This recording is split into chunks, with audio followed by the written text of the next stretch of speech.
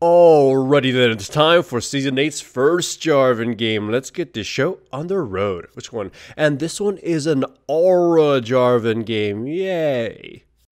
It's sort of been brought back since the last season, but I haven't really had too many reasons to, pick it. At first, in this game, I was going to go with a whole bruisery build, and I changed it to Aura for reasons you'll pretty much see in this game. As far as the rune build, I'll probably be linking that in the corner to the left. You just sort of gotta kind of figure out from the very ugliness of it what it actually is. Either way, I want to use this game to talk about this video to talk about the game and also just the state of the jungle in general, because I've been, admittedly, I'm gonna just say, enjoying it. I believe they changed how comeback experience works, and I think it's not as grievous as before. And it's pretty fun, either being on the receiving end and, destroying somebody in the jungle. At least it feels that way, because I've had a lot of instances where I can actually see a massive level gap versus my opponent, and it's been fun. Basically, when it's done on you, you have to sort of adapt to your gameplay and survive it, and it changes how you play. And the reason I enjoy that, even if I'm in the receiving end of it, is because I get to take all sorts of little creative builds and just kind of, make magic happen. In the last season, because of it, I really didn't need to. I just kind of had to bide my time, and whatever build I wanted to go for works. Same for my opponents. It felt like a lot of them didn't really know how to bounce back, so they just kind of, kept rushing into things or hitting their head against a wall, and eventually they would just sort of brute force something to work, right? So, it's been fun, having, playing some really worked builds or something. In this game in particular, you can see the early game is a little bit even for some of my lanes. It's a 2 and 3, I get a kill, the jungle is alright for me. Also, by the way, I want to point out here is, I knew Kha'Zix would know that I was low on health and he'd try to invade me because he knew I didn't have red. That's a pretty good indicator that he knows at least what he's doing in the jungle, but I knew more, or at least I knew enough to prepare for that, so I didn't immediately go for red. I waited to see what he was going to do, and then my Twisted Fate helped me out and we secured the red. That's just a little bit of the, kind of just being attentive, assuming that your opponent is as good as you, if not better, and preparing. Because a lot of players I know would have just probably gone straight for red, and a smarter jungler would have punished him for that. And before you say, how would you know that? Because I do that a lot to other people. It's fun. That's sort of what I mean.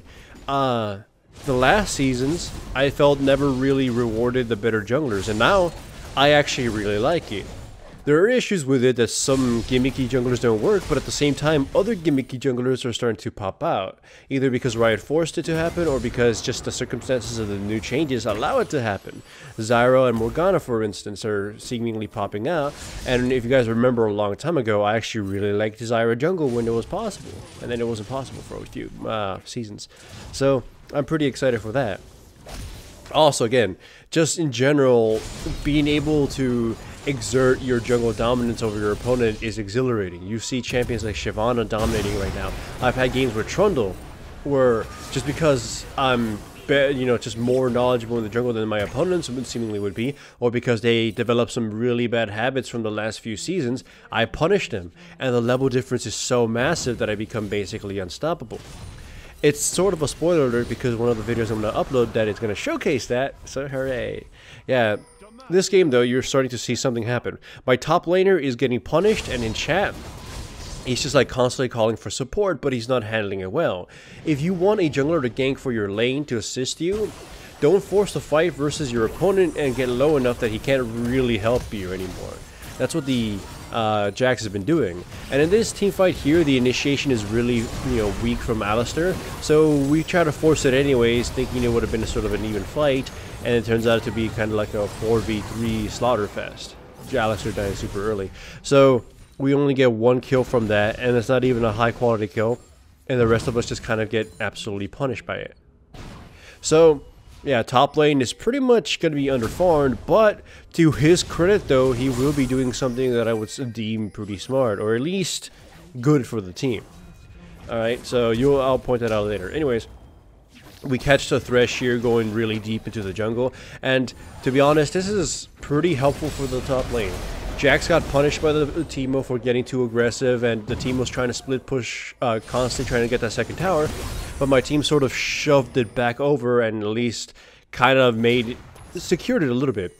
Unfortunately, that doesn't last very long. We try to go here for Ezreal, and before I get to use my ultimate, I get put to sleep by Zoe, and then killed. Alistair comes in to try to save the Jax, but yeah, alas, the tower goes down, and then for some reason the Jax thinks he's a god, and he's gonna try to initiate on the Ezreal, and he gets punished really badly for that. Fortunately, he doesn't die, just kind of pops his flash.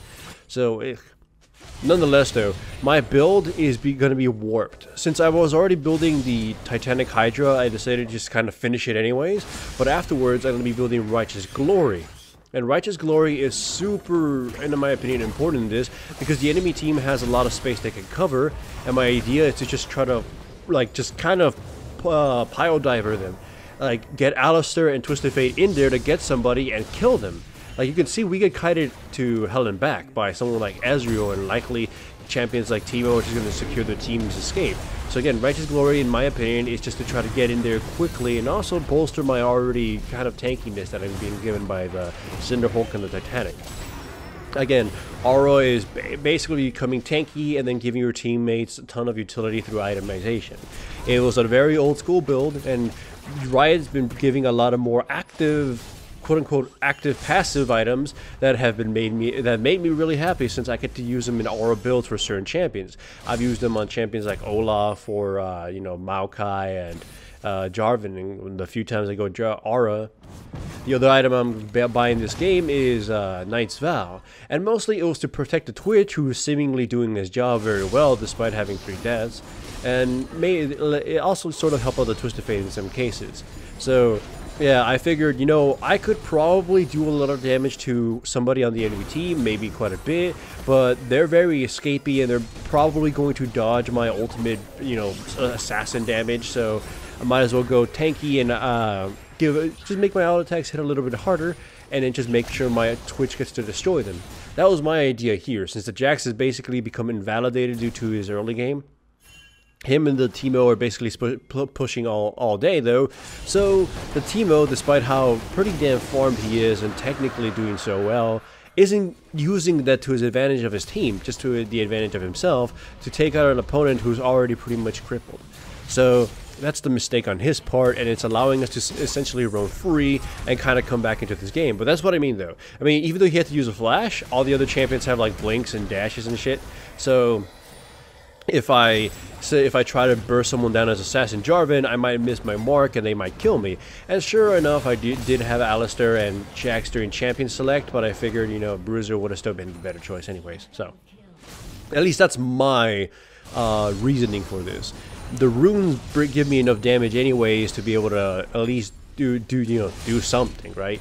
Pierce through somebody, hopefully hurt him enough that just kind of Twitch kills them as an after effect, or Twisted Fate does. So yeah, you can see me, you know, I actually bought the Kindle Gem, like, just thinking that it was building into Righteous Glory, and then I slapped my face and thought, oh, okay, well, never mind, I can make this into a Knight's Vow later on. But yeah, essentially put, right now, the enemy team's biggest weakness is that they don't really have a strong front line.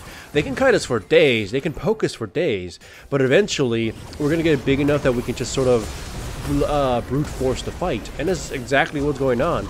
We kill the Teemo rather easily. I don't focus the other guys. I go straight for him, since I know he's a really big threat, and if he gets on the Twitch, he can stop a lot of his damage, and that could, you know, be the end for us. We still lose the team fight though. You know, we end up getting, what, 3 for 2, and the only reason I'm going to be able to get another kill is because the Kazakh's going to get a little too cocky. But yeah, that was kind of messy. We should have kind of like just killed those 2 guys to the right, killed the Teemo off, and then regrouped.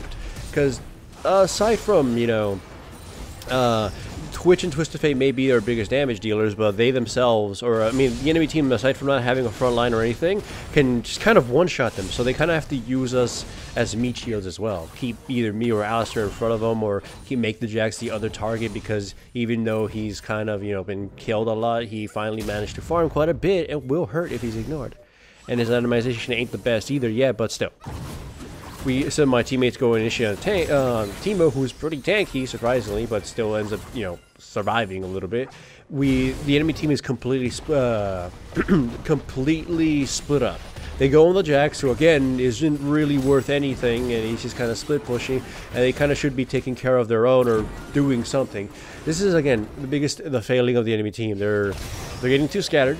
they're really not picking the best targets, or kind of they're really strongly ignoring the fact that we have a lot of crowd control and we have fatties, and our itemization is actually pretty damn good. Well, I mean, Alistair's itemization is pretty standard fare, but it's doing wonders against the enemy team right now. Or at least helping against the enemy team now. For him not to die, at least. I kind of liked how this ended up being.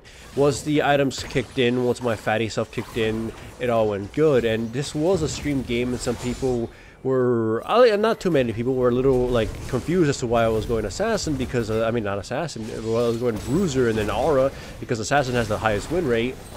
And the thing is, when it comes to win rates and that kind of stuff, of course, the snowbally ones on strong champions at the moment usually will do the best, but in this circumstance, I sort of felt that this itemization would be better.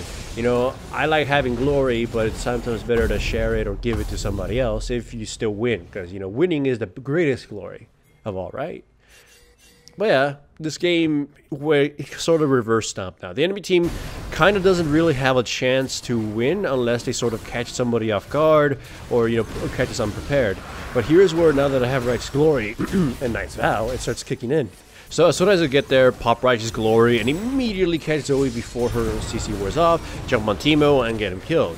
Again, here's the thing about it. It's like, that wasn't, you know, too impressive, Stonewall. That's the thing with Jarvan, though, is that later on into the game, where you're either not in the right position to be in there, or, you know, people are super worried about your EQ, the thing that Righteous Glory does is it makes for a kind of pseudo replacement for your flash. Because, I mean, Jarvan's best initiations come from, you know, Surprise Flash EQ. That thing, or Supplies Ultimate, you know, that kind of thing, scatter the enemy team. And Righteous Glory, same thing for a lot of champions, allows you to sort of kind of do that, and plus for the rest of your team, and then follow it up with a, like, you know, a cool little aura effect at the end. So I like that, even though it kind of harms your DPS if you're not taking a kind of specific build. So, but I love Righteous Glory regardless in Jarvan, and usually if I'm going Bruiser build, I'll still purchase it somewhere down the line, just not as early as I did in this game. And Knight's Vow, like, I'm still trying to weigh the actual effectiveness of all those other items.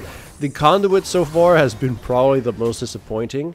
You know, Knight's Vow, really pretty good, and I think Stark's Forever, I haven't tried too much in depth with it because it seems like a weird item to be building on some. But yeah, so far, as you can see, this game, it was a great turnaround. The itemization really helped. Team composition was a huge success. And like I said, I'm really liking the new jungle too. And remember, if you enjoyed the video, make a comment below in the comment section, and also give the video a like. That helps the channel a lot more than you think.